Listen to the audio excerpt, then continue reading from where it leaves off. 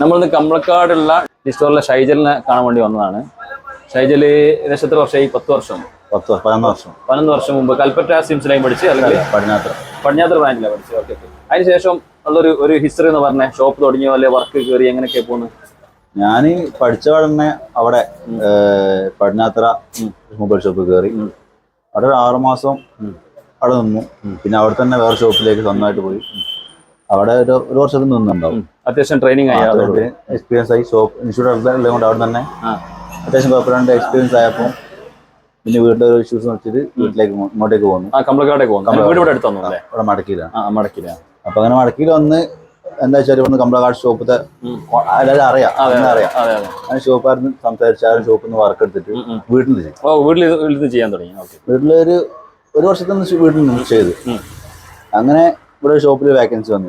അങ്ങനെ ഒരു അങ്ങനെ ഷോപ്പിലേക്ക് വന്നു. ഷോപ്പിലേക്ക് വന്നിട്ട് സ്വന്തമായിട്ട് ഷോപ്പ് തുടങ്ങിയ സാഹചര്യം എന്തായിരുന്നു? പിന്നെ അതങ്ങനെ ആ ഷോപ്പിന് തൊട്ടപ്പുറത്ത് തന്നെ ഒരു റൂം കൊടുക്കുന്നു പറഞ്ഞപ്പോൾ ഓരോ ടൈപ്പായിട്ട് ആ റൂം എടുത്തു. സർവീസ് സെക്ഷൻ നമുക്ക് മൊത്തം ഒരു സെയിൽസ് നമ്മൾ സർവീസ് ആ ഒരു ബന്ധത്തിലേക്ക് ഒരു 7 വർഷം മുമ്പ് അങ്ങനെ മാറി. ഇപ്പം വലിയ കുഴപ്പമില്ലാണ്ട് പോയി. ഇപ്പൊ കഴിഞ്ഞ 2 കൊല്ലം മുമ്പ് വേറെ ഷോപ്പ് ബിസിനസിന്റെ കാര്യം കറക്റ്റ് ആയിട്ട് ശ്രദ്ധിക്കുകയാണെങ്കിലൊക്കെ ചെയ്തു പോകാൻ പറ്റിയ നല്ലൊരു ഫീൽഡ്. കുഴപ്പമില്ല, നല്ല ശരിക്കും ശ്രദ്ധിക്കണം, കോൺസെൻട്രേറ്റ് ചെയ്യണം. നമ്മൾ ഫുള്ളും ഇതിലേക്ക് മൈൻഡും ഫുള്ളായിട്ട് അത് ഏതൊരു ബിസിനസ് പോലെ തന്നെ ഇറങ്ങണം. എന്നാൽ മാത്രമേ നടക്കൂ. പഠിച്ചിറങ്ങിയ പാടുള്ള ഇപ്പോഴത്തെ ന്യൂ ജനറേഷൻ കുട്ടികളോട് എന്താ പറയാനുള്ളത്? അങ്ങനെ പറയുകയാണെങ്കിൽ മാക്സിമം നമ്മൾ എന്താ പറയണ്ടേ, ബേസ് ആണ് മെയിൻ. ബേസ് നന്നായിട്ട് കിട്ടിയിട്ടുണ്ട്. എന്ത് വിഷയത്തെ പറ്റിയും അങ്ങനെ തന്നെയാണല്ലോ. ബേസ് നന്നായിട്ട് കിട്ടിയിട്ടുണ്ടെങ്കിൽ മുന്നിലുള്ള കാര്യം സിമ്പിൾ ആണ്. ബേസ് ഇല്ലാണ്ട് മുന്നിലേക്ക് ചിന്തിച്ചിട്ടുണ്ടെങ്കിൽ കിട്ടാൻ ഭയങ്കര പാടാണ്, കിട്ടൂല.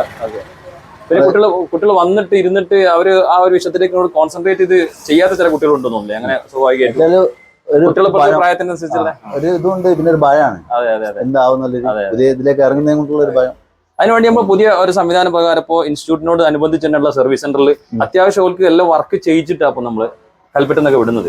ഇനി എവിടെ നിന്നാണെങ്കിലും ബത്തേരിയുള്ള സെന്റർ ആണെങ്കിലും ഒക്കെ നമ്മൾ എന്ത് ചെയ്യുന്നത്, ട്രെയിനിങ് കൊടുക്കുന്നുണ്ട് കുട്ടിക്ക് തന്നെ ഒരു കോൺഫിഡൻസ് ഉണ്ടാക്കാൻ വേണ്ടിയിട്ട്. പിന്നെ ചില കുട്ടികളൊക്കെ കുറച്ചൊക്കെ ഇങ്ങനെ ഒരു കുട്ടികളുടെ പ്രായമല്ലേ, അതിനനുസരിച്ച് വായ്പിക്കുകയും കാര്യങ്ങളൊക്കെ ഉണ്ടാവും. ഓക്കെ, ഫീൽഡ് ഏതായാലും കുഴപ്പമില്ല. നമുക്ക് ഗൾഫിൽ തന്നെ പോകണമെന്ന് നിർബന്ധമല്ല. ഇവിടെ ഇരുന്ന് വേണമെങ്കിൽ ചെയ്യുകയാണെങ്കിൽ നമ്മുടെ നാട്ടിൽ തന്നെ നമുക്ക് നമുക്ക് ജീവിതം കഴിഞ്ഞുള്ള എന്തായാലും നടക്കുന്നത്. ഓക്കെ, അത്യാവശ്യം കുഴപ്പമില്ലാതെ.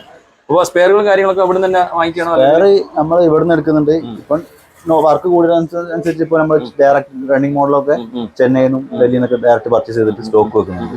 എന്നുവെച്ചാൽ നമുക്ക് എന്താ പ്രോഫിറ്റ് ആയാലും പ്രോഫിറ്റ് കിട്ടും. രണ്ടോടെ നമ്മൾ ചെയ്യുന്നു. ഏതായാലും ഇത്രയും കാലം മുമ്പ് പഠിച്ചെങ്കിൽ ഇപ്പോഴും നമ്മളെ സിംസിയായിട്ട് ബന്ധം സ്ഥാപിച്ച് നമ്മളൊപ്പം പഠിച്ചു തന്നെയാണ് വർക്ക് ചെയ്ത് മാസമായി. എന്തെങ്കിലും കുഴപ്പമില്ലാതെ സപ്പോർട്ടൊക്കെ കിട്ടിക്കൊണ്ടിരിക്കുന്നുണ്ട്. ഓക്കെ, പുതിയ ഷോപ്പിനുള്ള പ്ലാൻ എന്തെങ്കിലും ഉണ്ടോ? അല്ലെങ്കിൽ ഇനി ഇവിടെ ഇല്ല, പുറത്തേക്ക് നോക്കണം എന്നൊക്കെ വിചാരിക്കുന്നുണ്ട്. ഓക്കെ, ഉഷാറായിട്ട് പോകുന്നു.